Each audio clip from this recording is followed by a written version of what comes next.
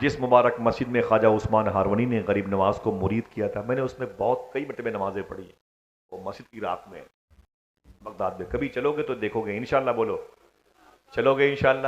انشاءاللہ۔ دیکھیں غریب نواز نے کون سا دین لایا، اپنے جد کریم کی بارگاہ سے کون سا دین لایا۔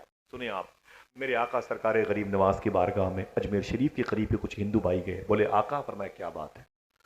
تو کہا کہ وہ آپ کا ایک مرید ہے جو خواجہ بختیار کاکی، وہ اس کا نام ہے، اس کا ایک مرید ہے جو بادشاہ ہے، التمش اس کا نام ہے، آپ کو معلوم ہے؟ ایسی ہی بادشاہت نہیں مل گئی۔ ایک دن میرے آقا سرکار خواجہ قطب الدین بختیار کاکی اور غریب نواز اپنی چلگاہ میں تشریف فرما تھے، تو سرکار خواجہ بختیار کاکی نے فرمایا تھا حضور ایک نعت مجھے یاد آ رہی ہے، اگر کہیں تو پڑھو۔ تو غریب نواز نے فرمایا پڑھو، کس کی نعت ہے؟ تو خواجہ بختیار کاکی فرماتے وہ نعت آپ کے دادا امام زین العابدین کی ہے، اللہ۔ اونٹ کی ننگی پیٹھ پر جب آپ کو رسیوں میں باندھا گیا تھا اس وقت آپ نے یہ نعت لکھی ہے، ان التیاری حسبا یومن الی ارض الحرم بلغ السلامی روزتن فی فیہ النبی النبی المحترم۔ المحترم۔ واہ۔ یہ وہ نعت ہے جو کربلا کے واقعے کے بعد 12 تاریخ کی صبح کو سرکار امام زین العابدین نے اونٹ کی پیٹھ پر جب بندھے ہوئے تھے، آپ نے آنسوؤں سے اس نعت کو لکھا، اے صبح کی ہوا، مدینے جانا تو حضور کی بارگاہ بتانا میری کنڈیشن کیا ہے، بتانا آقا کریم کی بارگاہ میں ظالموں نے کتنا ظلم کیا ہے، مبارک نعت لکھی۔ خواجہ بختیار کاکی فرماتے ہیں کہ حضور آپ کے دادا کی نعت پڑھنا چاہتا ہوں۔ غریب نواز سرکار فرماتے ہیں پڑھو، تو سرکار غریب نواز بیٹھے تھے، خواجہ بختیار کاکی نعت شریف پڑھنے لگے، انی التیاری حسبا یومن الی ارض الحرم بلغ سلامی روزتن فیہ النبی المحترم۔ غریب نواز سرکار بیٹھے تھے، رو رہے تھے، اپنے دادا کی لکھی ہوئی نعت پاک سن کر کربلا کا پورا منظرنامہ نگاہوں کے سامنے، وہ جلی ہوئے خیمے، اجڑا ہوا آشیانہ، وہ علی اکبر کی لاش، علی اصغر کا چھوٹا سا جنازہ مبارکہ، مولا حسین کے جسم پاک پر 72 زخم، وہ خیمہ اہل بیت، وہ ٹیلے زینبیہ، وہ مقام شہادت علی اصغر، وہ مقام علی اصغر، وہ مولا عباس سے کٹے ہوئے بازو، وہ جائے شہادت حسین یاد کر کے غریب نواز رونے لگے۔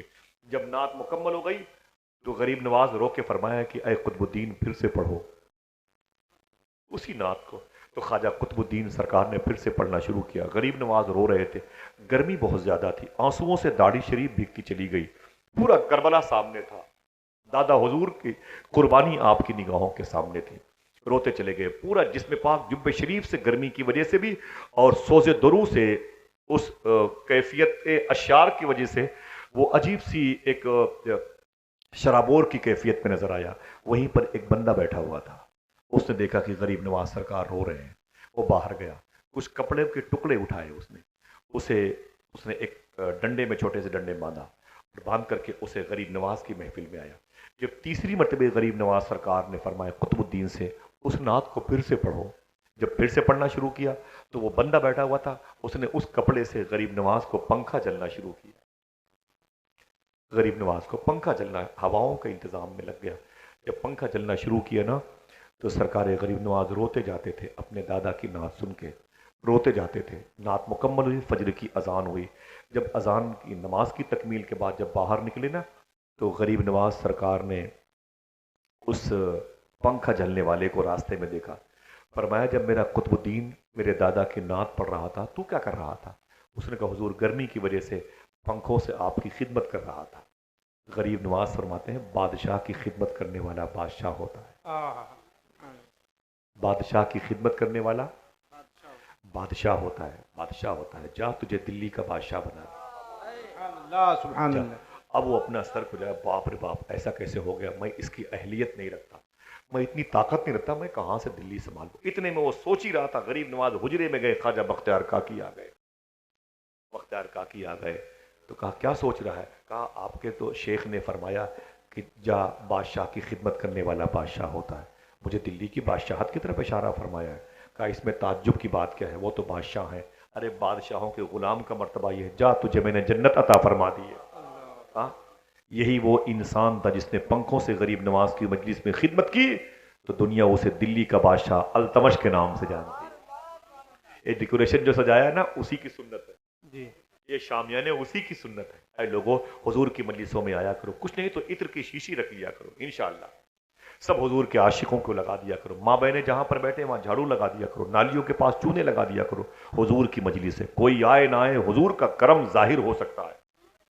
समझ रहे ना, हुजूर का करम जाहिर हो सकता है। वो अल्तमश बादशाह का नाम लिया है अजमेर शरीफ के हिंदू भाइयों ने।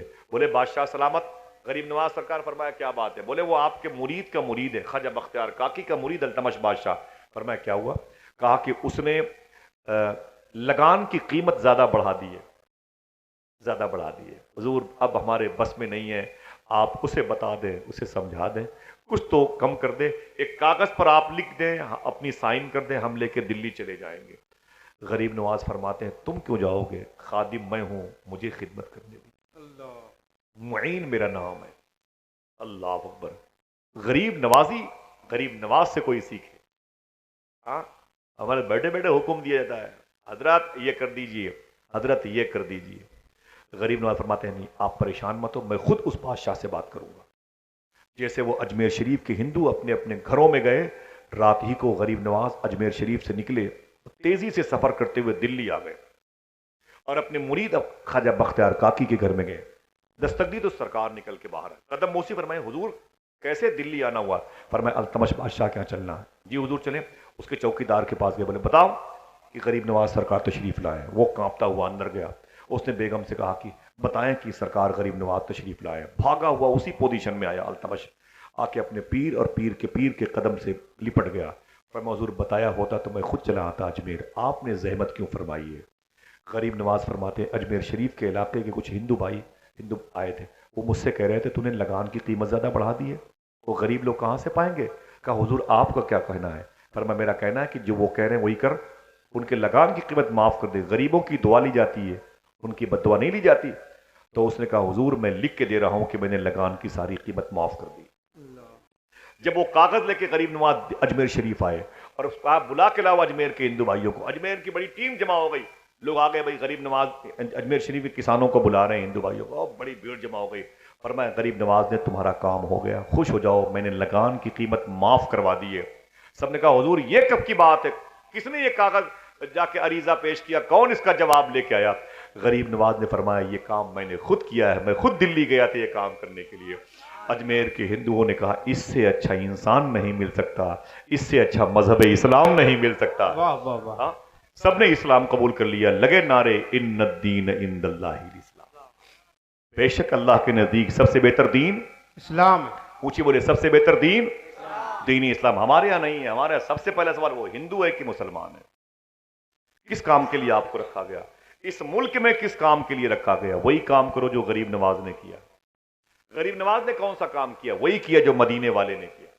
उनका काम तजाद नहीं है, टकराव नहीं है, हम पर गलबा इल्म का आ गया, दौलत का आ गया, हवस गालिब है, हुस्न परस्ती गालिब है, इसलिए भूले हुए किरदार को।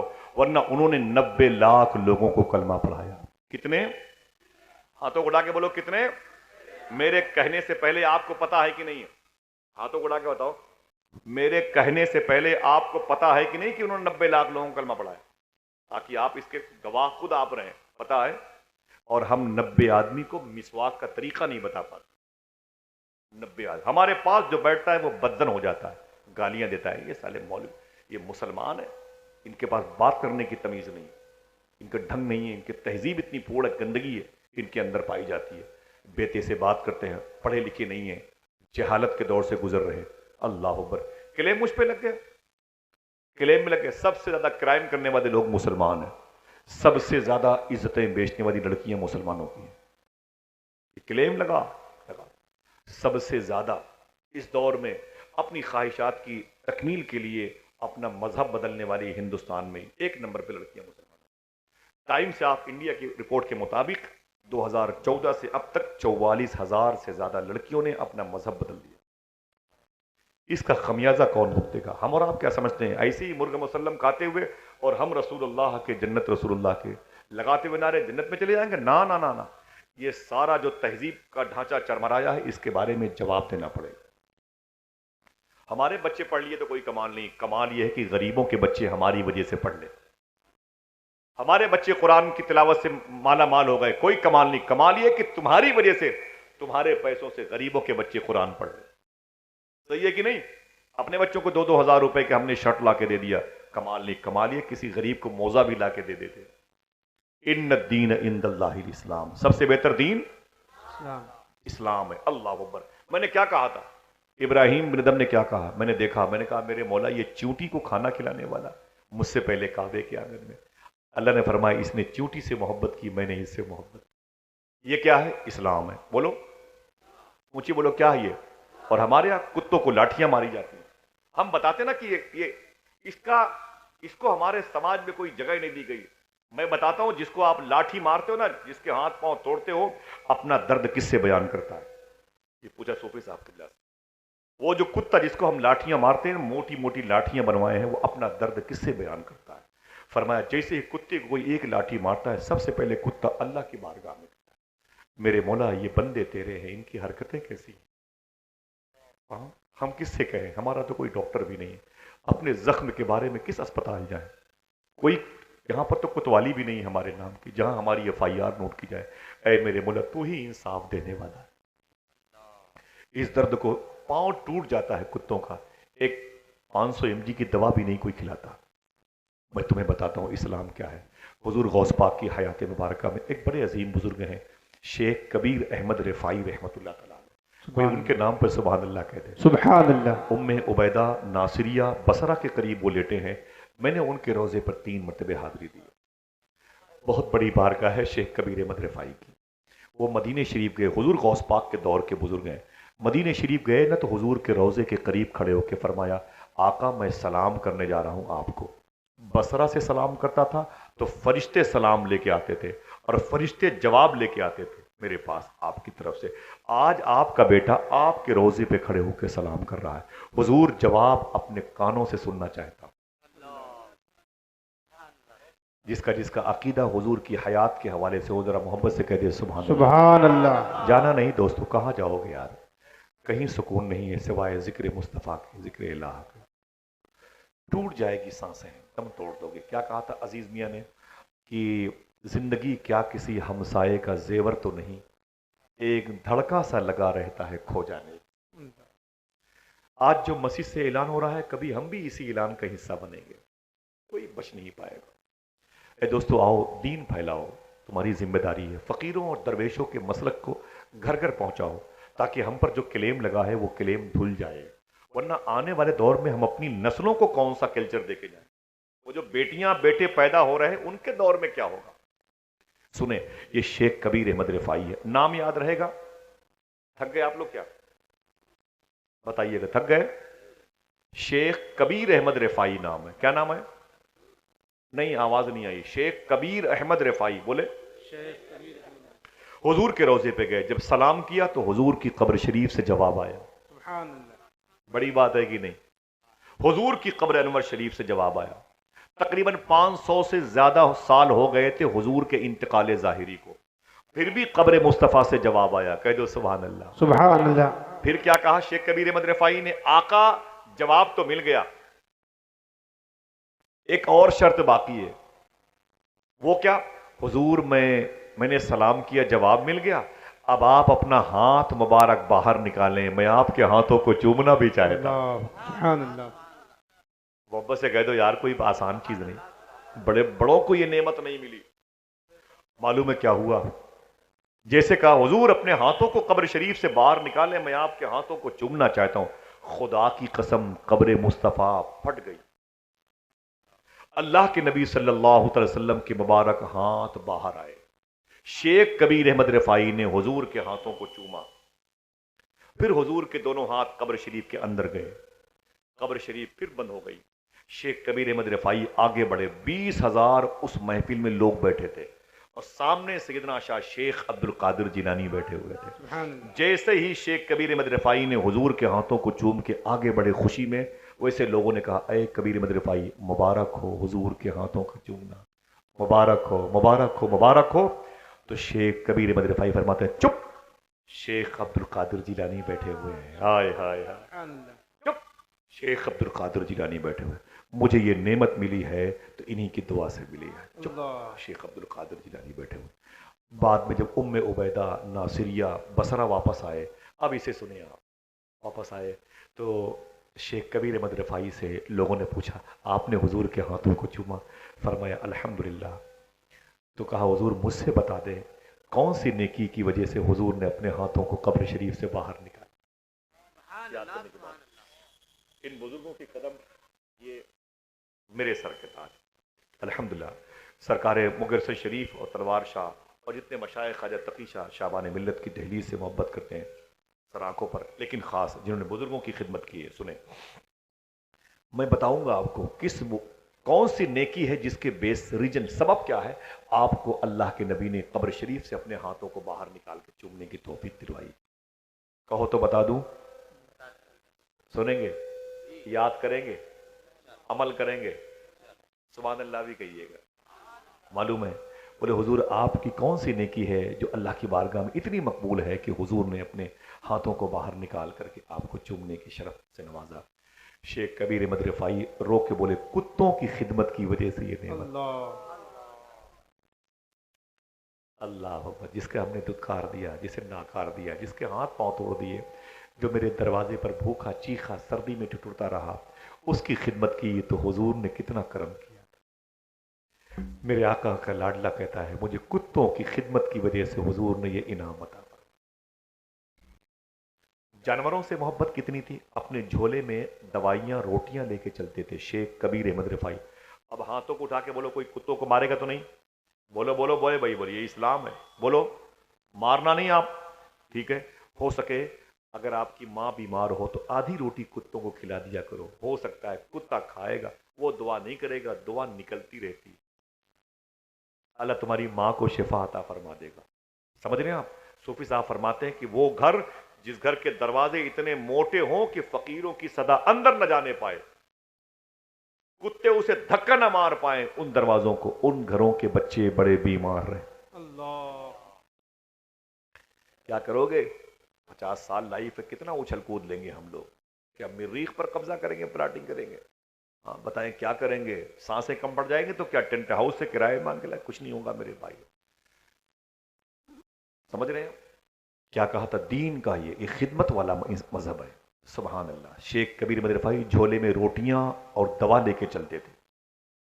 एक मतलब कहते हैं कुत्ता जख्मी था और जख्म से कीड़े निकल रहे थे, फरमाते मैं दौड़ के गया, मैंने उसके पांव पकड़ लिए। शेख कबीर अहमद रफ़ाई उन्हीं हाथों से हुजूर के हाथों को चूमा है जिस हाथों से उन्होंने कुत्ते के उस फोड़े की जगह से कीड़े निकाले हैं। कहते 16 दिन तक उस कुत्ते के पीछे पीछे टहलता रहा। शेख कबीर अहमद रफ़ाई फरमाते हैं 16 दिन तक उस कुत्ते के पीछे पीछे टहलता रहा। जैसे जैसे वो उसका जख्म ठीक हो रहा था, मैं खुदा के करीब हो रहा। अल्लाह, आपका रोजा बड़ा प्यारा है। जब मैं पहली मरतबे गया था उनके रोजे पर तो 70 किलोमीटर दूर तक जो मेरी बस थी उसके आगे और उसके पीछे फोर्स लगी हुई थी, और गन मशीन जो थी ना हजरत, गन मशीन राउंड पे चल रही थी, आगे पीछे 2 गन मशीन राउंड पे चल रही थी। सिक्योरिटी के बीच में हम लोग जब गए थे शेख कबीर अहमद रफ़ाई के रोजे पर, अल्हम्दुलिल्लाह रब्बिल हाज़री हुई, दिल बड़ा खुश हुआ कि हम उनके रोजे पर आए हैं जिन्होंने हुजूर के रोजे पे जाके हुजूर के हाथों को छुआ। अल्लाह ताला मेरे इन भाइयों को भी हाज़री की तौफीक अता फरमाए। तो ये जो नेमत ये जानवरों से मोहब्बत की शेख कबीर अहमद रफ़ाई के अंदर में आई है, उनके दिल में आई है, ये उनकी अपनी खुद साख्ता है, वो अखज़ किया है कि मदीने वाले आका का पैगाम था, उनका उसूल था, उनका उसलूब था, उनका आइन था, उनका आर्टिकल था, उनकी लॉ थी। आइए पता करें हुजूर की किरदार में, हुजूर के किरदार में जानवरों की जिंदगी के हवाले से कौन सा चैप्टर मौजूद है जहां इस्लाम निखरता हुआ नजर आता हो। बड़ी मशहूर बात है, बड़ी मशहूर बात है। मालूम है मेरे आका सल्लल्लाहु अलैहि वसल्लम जानवरों से कितना प्यार करते थे, ये भी इस्लाम का हिस्सा है। हाँ, इस्लाम का हिस्सा है, मशहूर बात है। मेरे आका सल्लल्लाहु अलैहि वसल्लम जब मदीने के करीब, पहाड़ों के करीब निकले, जंगल में गए ना, तो एक हिरनी, एक शिकारी ने कैद कर लिया था। हिरनी को शिकारी ने कैद कर लिया। उधर से शिकारी आ गया और उसने हिरनी को देखा कैद है तो खुश हो, कोई बात नहीं, बैठ जाए, कोई आ रहा है जा रहा है, इधर देखेंगे, तवज्जो दें आप जरा, दिक्कत हो तो बंद कर दें भाई, चलें। हाँ, मुझे इशारा कर दीजिएगा, आपको दिक्कत हो तो मैं अपना काम कर लूंगा। मुझे बहुत अच्छा लगा, मस्तान की आवाज हर तरफ से आती है माशाल्लाह। जिंदाबाद। बैठे। اعلیٰ حضرت سرکار کا نام ہے طوفان کیا ہے، بہرحال ان کی اپنی مرضی. یہ بھی اعلیٰ حضرت سرکار میں بات کرتا ہوں. مسلک اعلیٰ حضرت کا نعرہ تو لگا، میرے شیخ حضور تاج الشریعہ کے خاندان کا ذکر، ان کی نورانیت ظاہر ہوئی. لیکن آئیے میں بتاتا ہوں، بڑی بڑی روایتیں آپ نے بیان کی ہیں. اعلیٰ حضرت سے کبھی پوچھا کہ آپ کے یہاں خدمت کے نام پر کون سا چیپٹر ہے؟ کون سا چیپٹر ہے جس کو ہم اپنے مسلک میں دیکھیں اور اسے فالو کریں؟ میں ایک بات بتاتا ہوں، ایک بات کافی ہے، ایک بات کافی ہے. اعلیٰ حضرت سرکار کے ایک مرید تھے، وہ کہتے ہیں میں اکثر شام کو جاتا تھا نا اعلیٰ حضرت کے، وہ باتیں میں روک رہا ہوں ابھی سنیں. کہتے ہیں میں شام کو جاتا تو اعلیٰ حضرت فاضل بریلوی کے ہاں ایک بچہ کھانا لینے کے لیے آتا تھا. اگر آپ واقعی اعلیٰ حضرت کے مسلک کے فالوور ہیں تو یہ چیز آپ کے اور میرے اندر نظر آنی چاہیے. نعرے تو بہت لگے، بہت لوگوں نے زندہ باد کے نعرے لگائے، ہمارے کردار میں وہ چیزیں نظر آنی چاہیے. وہ کہتا ہے کہ میں نے دیکھا، کوئی بات نہیں بھائی چلے جائیں، آواز ہے، ضروری کام ہوگا، اتنی دیر بیٹھ جانا بڑی بات ہے، کسی کو بھی جانا ہو چلا جائے گا، میرے لیے کوئی مشکل نہیں ہے. میں ابھی تقریباً 15 دن بھی شاید نہیں ہوئے مجھے بغداد شریف سے آئے ہوئے، حضور غوث پاک کی بارگاہ سے، اور میں ایک دن بھی گھر پہ صحیح طریقے سے رہ نہیں پایا، صحیح معنوں میں اگر دیکھا جائے نہیں رہ پایا. آج میں یہاں ہوں، کل کہاں جانا ہے، وسیم صاحب اللہ کے مادر علمی جانا ہے، تیار صدر الشریعہ میں پرسوں دوپہر میں ایئرپورٹ سے مجھے بمبئی، پھر بمبئی سے ناسک، پونا، گوا جانا ہے، احمد آباد جانا ہے، جودھ پور جانا ہے. ایسی خدا قسم کوئی پیسے ویسے کی حوث نہیں ہے، ایسے ہی حضور کی باتیں ایسے ہی کتوں کے طریقے سے بھونکتا رہتا ہوں. 10-20 لوگ بیٹھ جاتے ہیں، سن لیتے ہیں، انہیں میں آپ بھی شامل ہیں. اللہ آپ کی اس محبت کو قبول فرما لے. میں کوئی لوڈ نہیں ہوں، بس تبرکات کی زیارت کرے، اپنے ان بزرگوں کے مشن کو زندہ رکھے. ایک دو باتیں ہیں اس کے بعد انشاءاللہ. دیکھیں میرے آقا صلی اللہ علیہ وسلم کے لاڈلے اعلیٰ حضرت کی زندگی میں کون سا وہ پاکیزہ عنصر تھا، حضور کی سیرت تھی، حضور کا کریکٹر غالب تھا. معلوم ہے آپ کو، ایک بچہ روز آنا اعلیٰ حضرت کی بارگاہ میں کھانا لینے کے لیے آتا تھا. کیا لینے؟ سب بولیں، کھانا لینے کے لیے آتا تھا. اور جب وہ کھانا لینے کے لیے آتا نا تو فرماتے اعلیٰ حضرت اپنے مطبخ کے انچارج سے اسے کھانا دے دو. وہ کھانا پیک کرتا، وہ بچہ ٹفن لیتا، آگے بڑھ جاتا. ایک دن ایک مرید کہتا ہے میں بیٹھا ہوا تھا، دیکھا تو وہ بچہ آیا، بہت دنوں سے وہ آتا تھا.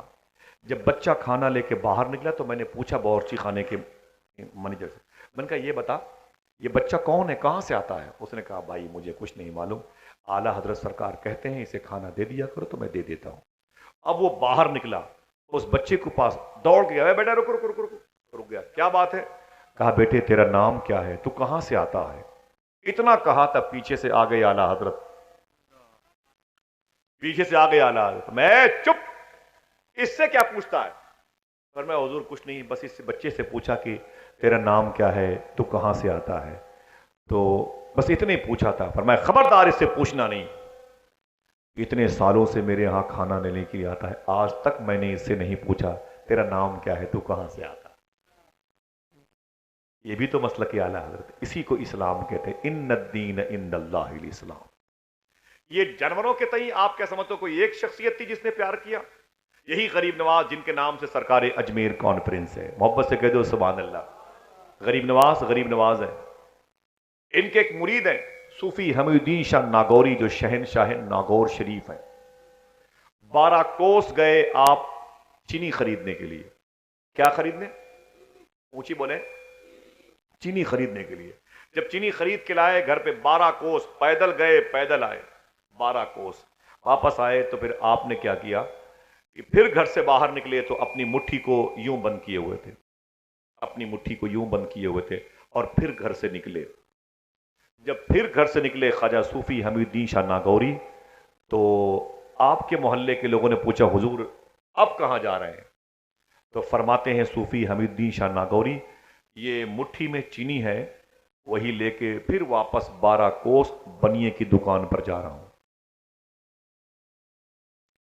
لوگوں نے پوچھا حضور آپ کیوں جا رہے ہیں؟ کہا اس سے پہلے گیا تھا بنیے کی دکان سے 12 کوس چینی خریدنے کے لیے. چینی لا کے جیسے ہی چینی کا جھولا گھر میں پلٹا تو کیا دیکھا، اس میں سے ایک چونٹی نکل آئی. اسی چونٹی کو اپنی مٹھی میں رکھ کے پھر 12 کوس چینی کے ساتھ واپس کرنے جا رہا ہوں. کہا کیوں؟ تو فرماتے ہیں غریب نواز کے خادم خلیفہ لاڈلے میں ڈر گیا کہ اے میرے مولا چونٹی کا گھر اجڑ گیا ہے، کہیں میرا بھی گھر نہ اجڑ جائے. کہا حضور یہ کہ تعلیم کس نے دی؟ کہا میرے آقا سرکار اجمیر نے دی۔ ماننے والوں نے کہا واقعی دین کیوں نہ پھلے پھولے، ان الدین عند اللہ، بے شک اللہ کے نزدیک سب سے بہتر دین، ہاتھوں کو اڑا کے بولو سب سے بہتر دین دین اسلام۔ آج وہ چیزیں ہمارے اندر نظر نہیں آتی ہیں، کیسے بات بنے گی، کیسے بات بنے گی؟ ہاں، یہ سرکار غریب نواز کا مبارک مشن تھا، کیسا کون سی تکنیک استعمال کی؟ تقریباً 400 سے زیادہ پر ڈے یومیہ لوگوں نے آپ کو اپنے آپ کے ہاتھوں پر اسلام قبول کیا۔ سرکار غریب نواز، آج ہم جوتوں کی نوک پہ رکھے ہوئے ہیں، ہماری اوقات کیا ہے؟ ہم کیا ہیں؟ بلا وجہ کے ہندو مسلم لڑائیوں میں پھنسے ہوئے ہیں، اتحاد کی بات نہیں ہے،